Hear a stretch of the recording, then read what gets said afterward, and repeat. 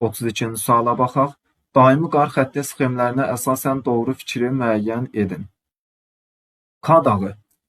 Qar xətti 5500 metrdən keçir.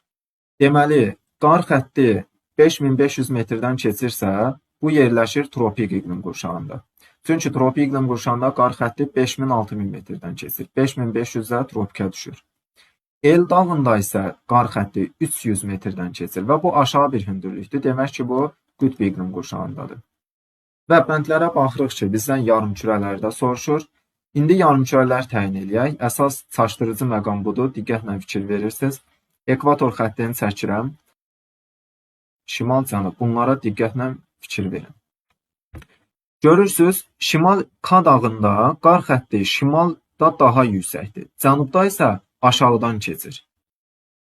Şimalda, şimal yamacında hündürdən keçir. Demək ki, günəş şimal yamacına daha çox düşür. Onda K dağı cənub yarımkürəsində yerləşir. Günəş burada olsa, deməli, bura dağın şimal yamacıdır, bura isə cənub yamacı. Buradan günəş vurduğu üçün, burada qar xətti hündürdən keçir. Digər əks yamacda isə aşağıdan keçir. Yəni, belə bir qar xətti xətt çizir. K dağı yerləşdi cənub yarımkürəsində. El dağında isə bunun əksidir.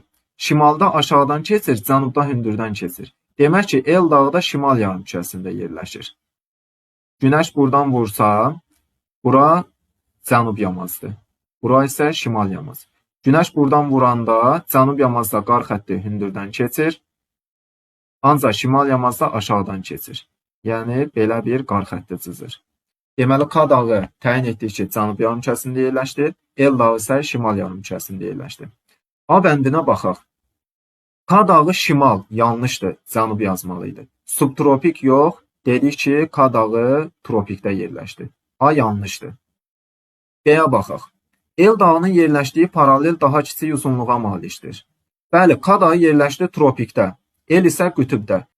Qütüblərə doğru getdikcə deyirik ki, paralellərin uzunluğu azalır. Yəni, El dağının yerləşdiyi paralel, K dağının yerləşdiyi paraleldən kiçikdir. B doğru variantdır.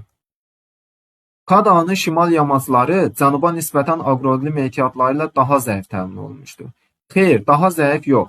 Şimal yamacına K dağı, fikir verin, K dağının şimal yamacına günəş daha çox vurur. Şimal yamacında aqroiqlim ehtiyatları zəif yox, burada çox təmin olunmuşdur, güclü təmin olunmuşdur yazmalıydı. C yanlışdır.